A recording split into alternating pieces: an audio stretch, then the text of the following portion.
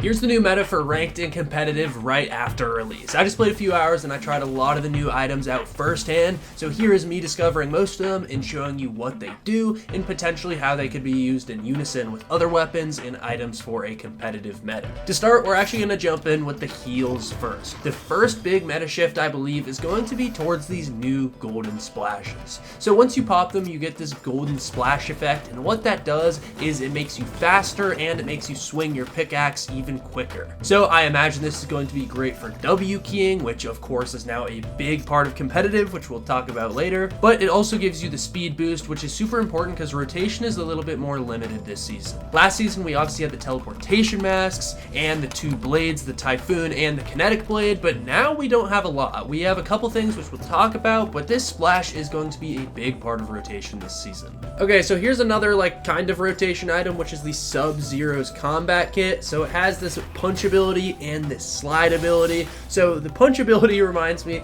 a lot of the nitro fists. I'm assuming you can just break straight through boxes, just absolutely wail on someone, but it's also very similar to kind of how the sword works. It's just another melee type of item. Then there is a slide attack, which is pretty cool. It doesn't continuously make you slide. It only slides you about 10 to 20 meters and then it stops with a final uppercut jab. So you can't just continue to use it, but it is still pretty fun to use. You get 3 uses. So using 3 of those dash attacks in a row can actually get you pretty far, as well as the fact that it recharges. It is going to be pretty decent. I should also probably tell you that you can walk on water with this. So if you want to swim, then don't carry it, but if you want to walk on water and slide on water, it's pretty cool. Also, if you use the slide ability, you don't take fall damage. Now we're on to the Kneecapper, and this is probably going to be the main rotation item that people will carry. So it's this baseball bat looking thing straight out of The Walking Dead, and it has 2 abilities as well as a passive ability. So it has a main attack, a charged attack, and then just a sprint run. So it's a purple melee item, so it reminded me a lot of the sword, so I tested out if it had fall damage. I tried it with the main attack, and it does have fall damage. I then tried it with the charge attack, and it also has fall damage.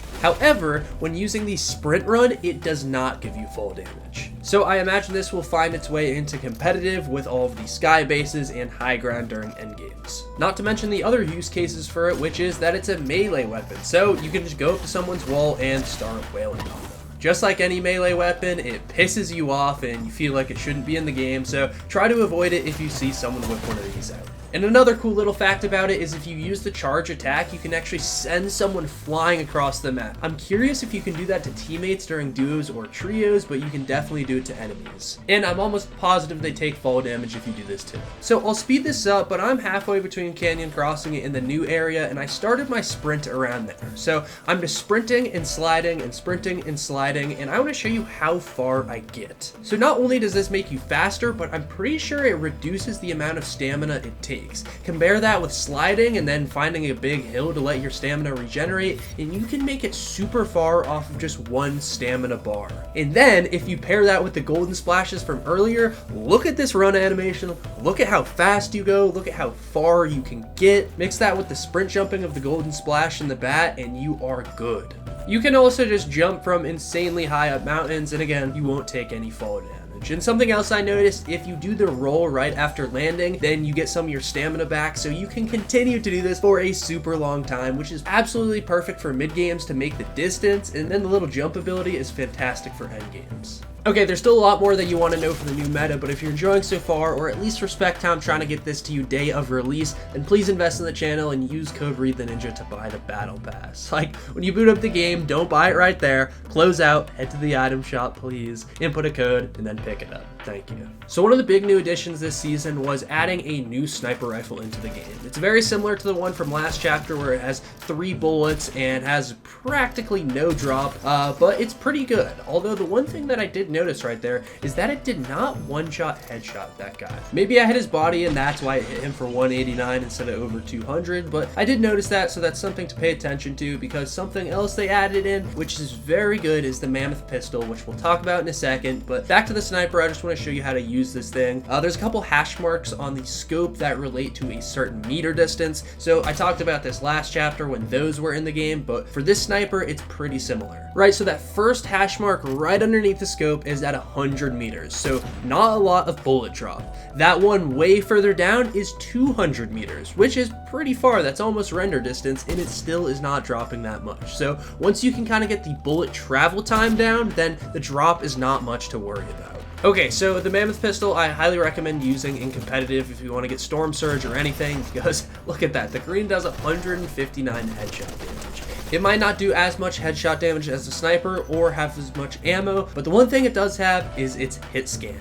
If you've been using this in Reload for the past few seasons, you know how good it is. It is the best weapon to get opening damage on someone, and honestly, once you hit a shot like that, the fight is pretty much already won. You just need to push up with your shotgun and get one more tag of damage, and that kill is yours. Which the reason I kind of prefer this over the sniper is you're gonna need to be close either way to get the refresh and get the mats, so you might as well just get a lower hitting damage that's hit scan when you need to push up close either way. It's also worth mentioning that the mythic version actually has 2 bullets. It's a double barrel pistol, so this thing is going to be absolutely ridiculous with the headshot multiplier and 2 bullets. You're going to be able to kill anyone from a distance.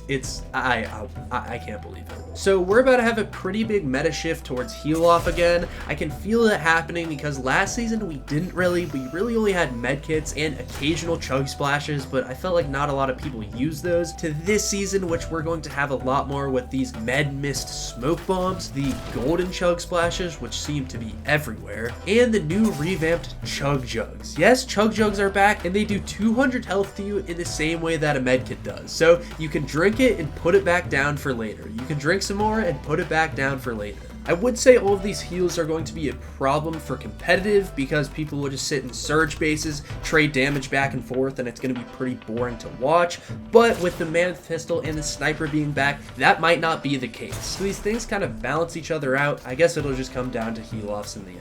Okay, so what is my ideal loadout for this season and for competitive? I'm going to tell you that after a word from our sponsor. Thank you to Eneba for sponsoring this video. I know when I get burnt out from Fort, I love browsing cheap games to play something else, and recently I found this platform that has indie and AAA titles. 40,000 products from games to DLC, and they're all cheap, countless deals, and it's on any platform. So when me and the boys are midnight scrolling for something, I actually don't feel bad about taking a chance on a game that could be a one and done with the chance that it turns into one of those gems that I don't see the sunlight because of. Among Us and Helldivers. So do your research, find a game, but they got a remarkable Trustpilot score, and thank you again to Eneba for sponsoring this video. So for my ideal loadout for this season, I know I was just glazing the Mammoth pistol and the sniper rifle, but I wouldn't take either of those. Because the Holo Twist AR is still in the game, you can beam people from a distance and surprise them with 3 or 4 shots before they even notice and start to build. That's pretty much the same damage, if not more, you're going to get on someone with the sniper or Mammoth, and you're doing it with more bullets in the chamber. I'm doing this because you only have a limited amount of slots you can carry. In my other slot, I'm going to carry the